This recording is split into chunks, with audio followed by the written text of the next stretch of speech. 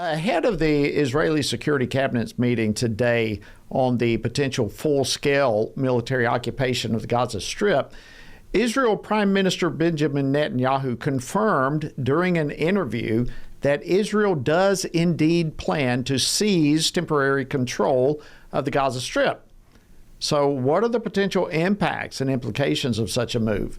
And what would it involve? Well, joining me now to discuss this is retired Lieutenant Colonel Robert Maginnis. He's Senior Fellow for National Security at FRC and author of Preparing for World War III, a global conflict that redefines tomorrow. Wow. Colonel Maginnis, welcome back to Washington Watch. Great to see you, sir. Good being with you, Jody. Thanks. Okay, so what do you make of this potential takeover plan? First of all, is it feasible? And secondly, is it one that you think can actually be accomplished?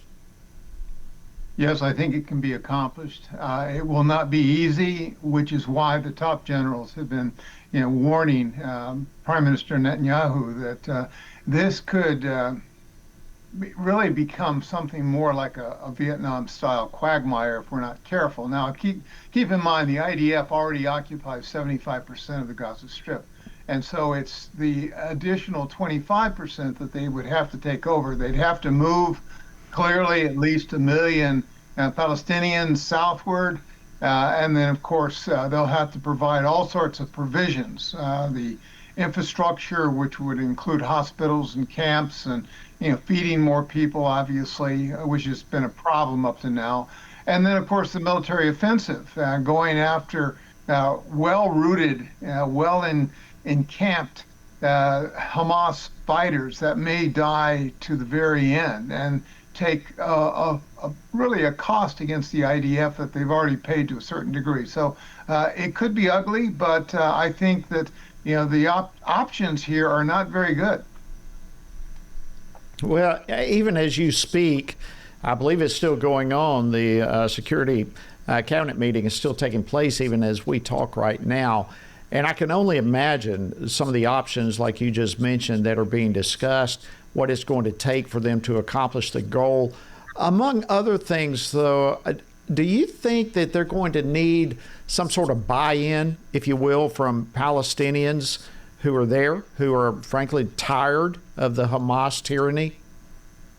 Well, certainly the loss of life, the loss of personal effects, is something they have to come to grips with, and it's the options, like I said, Jody, are not very good. Unfortunately, a lot of Hamas people are subterranean. There are many miles of tunnels underneath, and they'll have to be rooted out, which will take a while. And of course, the Palestinian people will have to, move elsewhere. And unfortunately, as well, the Jordanians, the Egyptians, and others in the Middle East have been unwilling to take refugees from Gaza because they have a pretty bad reputation even amongst their Arab brethren. So these are issues that no doubt that the Prime Minister is dealing with his own people now and trying to figure out what the best course of action is.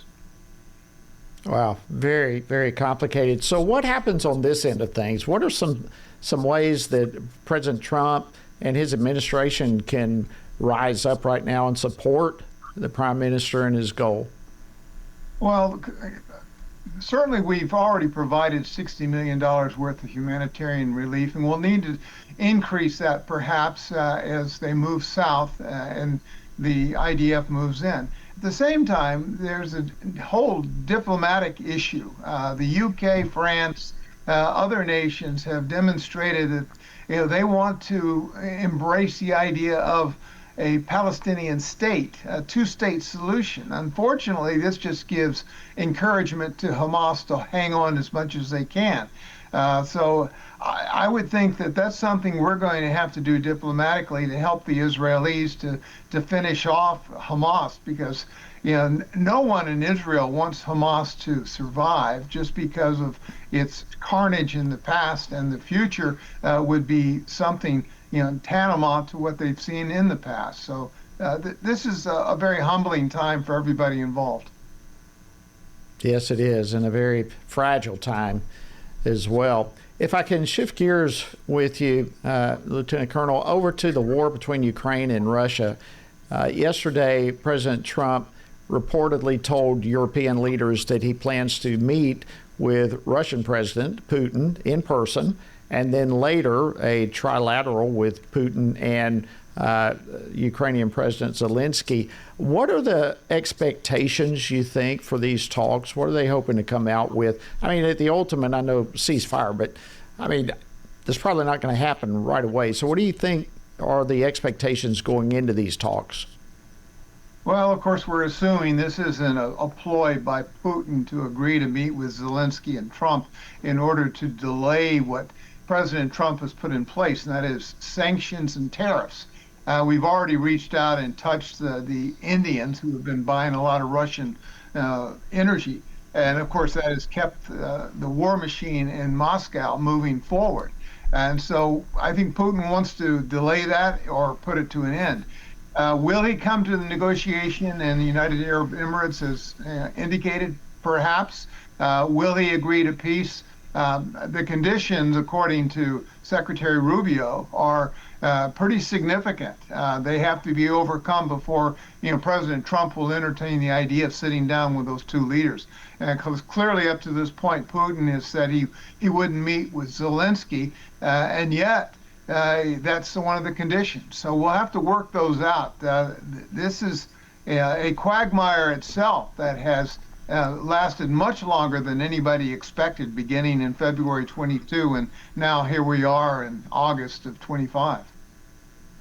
Well, and of course, the sanctions are to take place tomorrow, so that certainly tightens the screws a little bit more on Putin, and it's going to be very interesting to see how all of this goes down and shapes up. I want to thank you, retired Lieutenant Colonel Bob Maginnis, for your insights and your expertise on all of this. Deeply appreciate you joining us today on Washington Watch. Thank you, Jody.